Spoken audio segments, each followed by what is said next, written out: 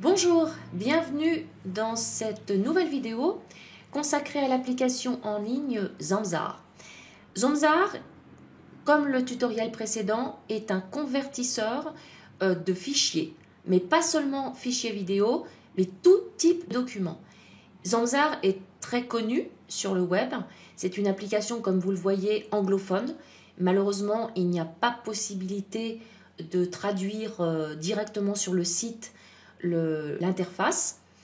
Donc, pour ceux qui ne manipulent pas la langue de Shakespeare, ça va être un petit peu difficile, mais cela dit, c'est assez simple d'utilisation, comme je vais vous montrer tout de suite.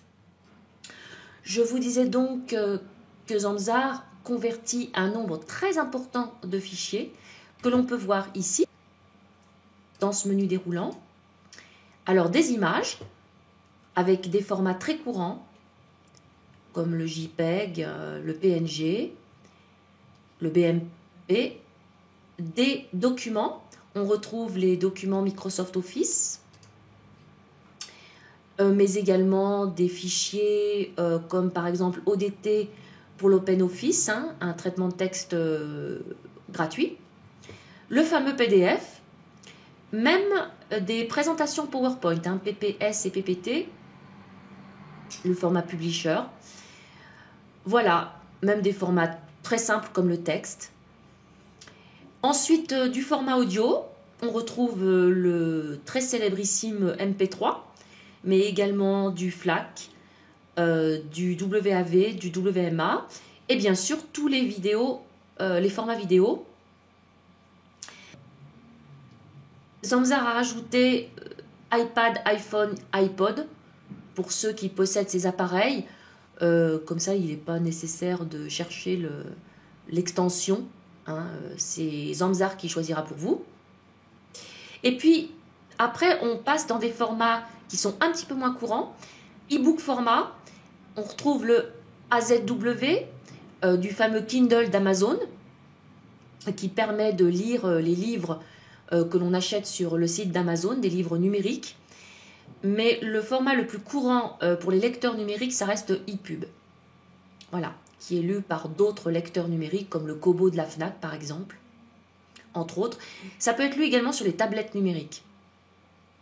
Et puis là, Zamzar vous dit over format, parce que ce sont des formats zip, notamment, comme le RAR, géré par le logiciel WinRAR, ou 7Z, qui est également un format zip, donc de compression de fichiers. Voilà, alors, c'est très intéressant tous ces formats, et si vous voulez avoir plus d'informations, parce que peut-être que vous ne savez pas à quoi correspondent les extensions de fichiers, vous cliquez sur Convention Types, ici, et là, vous avez des liens, documents, images, musique, vidéo, pas besoin de connaître l'anglais pour savoir, e-book, compressed format, donc c'est les formats zip, et les 4 formats. Et là, vous avez donc la possibilité de voir de quel format à quel format on peut passer. Quand vous avez par exemple un format doc, je prends le plus simple, le point doc étant le format de Microsoft Office jusqu'à 2003, parce qu'à partir de 2007, il s'agit du docx pour ceux qui ne savent pas. Et là, vous regardez en face tous les extensions de fichiers que vous pouvez avoir et à quoi elles correspondent. Voilà. Et en cliquant dessus, on va prendre par exemple MP3. Je prends le plus courant. On vous explique ce que c'est que MP3. On vous dit que c'est un fichier audio, musique. Voilà, donc c'est la même chose qu'en français. Que les programmes qui sont associés à ce fichier, donc dans quel logiciel c'est surtout lu. Alors, on vous en a cité quelques-uns. Real One, Winamp, Windows Media Player et iTunes. Voilà, mais il y en a d'autres, bien entendu. Mais c'est très intéressant et ça vous permet de voir ce que vous faites et ce que vous voulez vraiment obtenir. Donc, la conversion, elle se passe comment? Je reviens sur la page d'accueil, donc Home. Eh bien, elle existe de plusieurs façons. Alors, vous avez la partie gratuite, c'est celle qu'on va tester aujourd'hui, et vous avez la partie payante. C'est quoi les conditions de la partie gratuite? D'abord, up to 100 megabytes. c'est-à-dire que les fichiers qui vont jusqu'à 100 mégabits. Au-delà, want more, est-ce que vous voulez davantage? Si vous cliquez dessus, on vous propose, et c'est le but, des abonnements. Ou là, par exemple, sur le basique, vous avez 200, le pro 400, et même vous pouvez aller encore au-delà. Si je clique sur Need More, là vous passez sur Business, et puis vous avez plein d'options supplémentaires. Vous avez notamment Online Storage, parce que quand on fait une conversion gratuite, on va le voir tout de suite, malheureusement, il faut une adresse email. Voilà. Donc, quand on paye, c'est probablement pas toujours nécessaire. Vous ne récupérez pas sur le site, vous allez directement sur votre espace. Alors, pour convertir, on va repartir donc sur l'accueil, encore une fois. Vous avez deux possibilités pour convertir vos fichiers. Vous pouvez faire à partir d'une URL, en cliquant ici, donc une URL, donc un site internet. Mais alors, je vous préviens, ça ne fonctionne pas vraiment. Et vous avez peut-être remarqué, si vous tapez Zamzar dans YouTube, vous allez tomber sur des tutoriels où les gens vous expliquent qu'on peut télécharger une vidéo YouTube à part de Zamzar. Effectivement, à une certaine époque, on pouvait rentrer, on se mettait sur la vidéo. Donc, je peux vous montrer comme ça. On se met sur la vidéo en question. N'importe quoi, je tape au pif. Vous copiez l'URL ici. D'ailleurs, je ne l'ai pas copié là. On fait un CTRL-C. On copie ici. Et vous allez voir ce qui se passe. Donc, vous convertez. Alors, il vous sélectionne directement quand il détecte que c'est une probable vidéo. Il vous met tout de suite.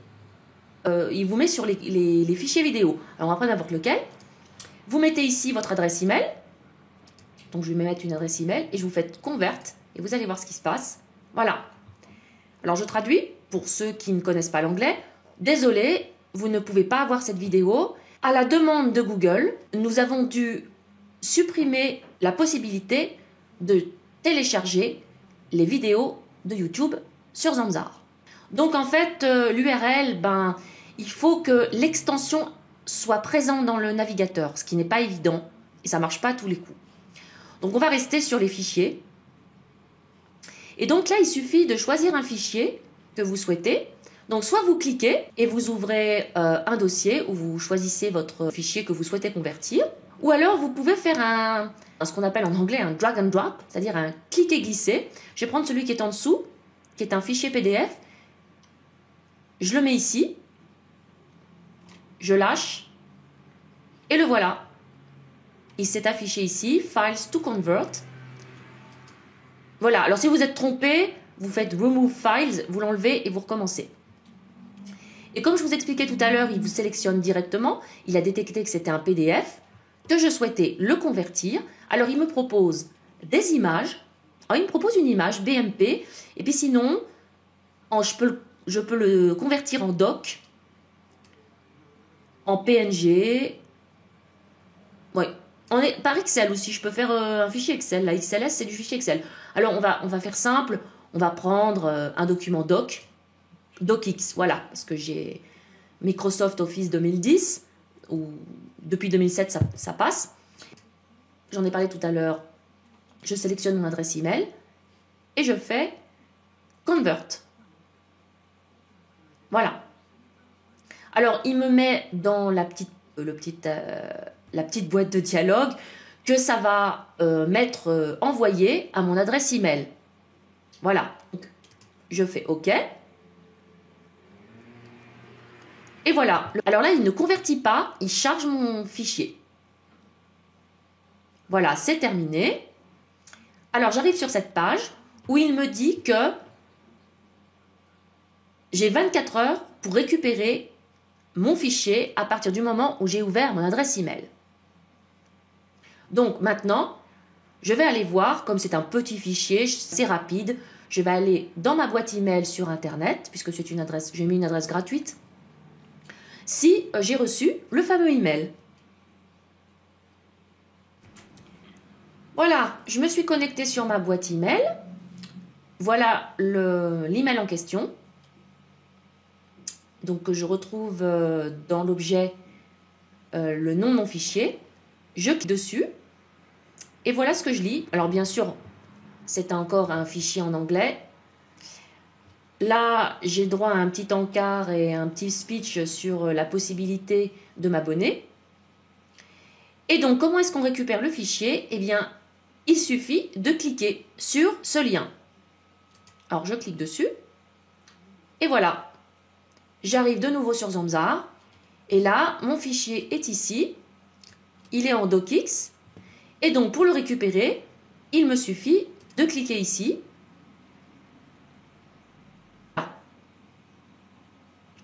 Et donc, je peux l'enregistrer. Alors, il y a une autre possibilité pour convertir vos fichiers sans passer par l'interface de Zamzar. C'est la conversion par email. Alors, je m'explique. J'abandonne l'interface. Donc, je clique sur l'onglet. Je reviens dans ma boîte email gratuite. Voilà. Ça, je vais le supprimer puisque j'en ai plus besoin. J'ai téléchargé mon fichier. Et j'ai besoin d'une autre conversion, mais je ne veux absolument pas passer par l'interface de Zamzar. Je peux faire autrement. Je peux demander à Zamzar de me convertir par un email. Alors, comment est-ce qu'on fait? On crée un nouveau message. Alors là, je suis de nouveau sur ma boîte gratuite, ça se voit parce qu'il y a plein de pubs partout. J'ouvre un nouveau message et là, je vais mettre en pièce jointe le fichier que j'ai besoin de convertir. Alors, il faut faire attention parce qu'il y a des tailles de fichiers maximum pour l'email. Hein. Je crois que c'est un petit peu moins que sur l'interface. Alors là, je vais convertir quoi? Bon, je vais prendre un autre fichier. Je vais prendre un fichier assez léger. Je vais prendre une image. Voilà. Je la mets en pièce jointe. Donc, c'est une image JPEG. Et moi, je la veux en PNG. Et on se met donc dans A, donc là où on inscrit donc les adresses email. Et là, je vais mettre png at zamzar.com.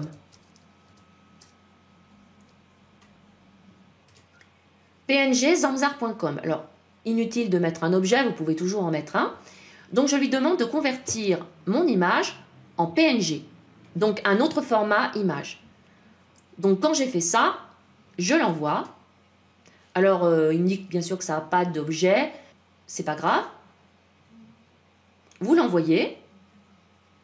Et donc, on va attendre le retour. Normalement, il va me renvoyer un email avec un lien pour la conversion. Voilà, j'ai attendu 10-15 secondes. Parce que là, effectivement, c'est un fichier qui est vraiment petit. Hein, donc, voilà. J'ouvre ce que m'a renvoyé Zamzar. Et donc, mon JPEG est ici. Et j'ai demandé la conversion en PNG. Donc, là, je dois de nouveau cliquer sur un lien. Donc, vous voyez, mon image PNG. Et là, je peux la télécharger. Donc, ça vous évite de passer par l'interface de Zamzar, ce qui est vraiment très pratique. Alors, ailleurs, Zamzar propose dans les tools, donc qui correspond aux outils en anglais, un bouton de conversion pour convertir des fichiers sans passer par l'interface, mais simplement avec le bouton. Bon, le bouton, je l'ai fait glisser ici, il est là, on le fait glisser dans le navigateur. Bon, moi, je l'ai déjà fait, il est sur le côté, là-bas. Mais en fait, moi, j'ai essayé, ça ne marche pas. Je rappelle que pour qu'il puisse convertir, il faut que l'extension du fichier apparaisse dans le navigateur. J'ai essayé avec un PDF, mais il n'en a pas voulu. Il me dit qu'il ne connaît pas l'extension, qu'il ne trouve pas de... Enfin, bon. Donc, si vous y arrivez, bah oui, on clique dessus. Mais moi, je ne suis pas arrivée à le faire fonctionner. Alors là, je suis sur le navigateur Chrome. Alors peut-être que sur d'autres navigateurs, il fonctionne.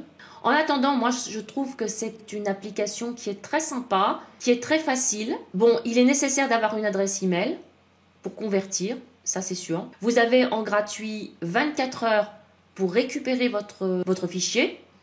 Si vous voulez davantage, il faut payer. Et vous pouvez convertir des fichiers jusqu'à 100 mégabits. Voilà, j'espère que ce petit tuto vous a plu. À bientôt pour un prochain tutoriel.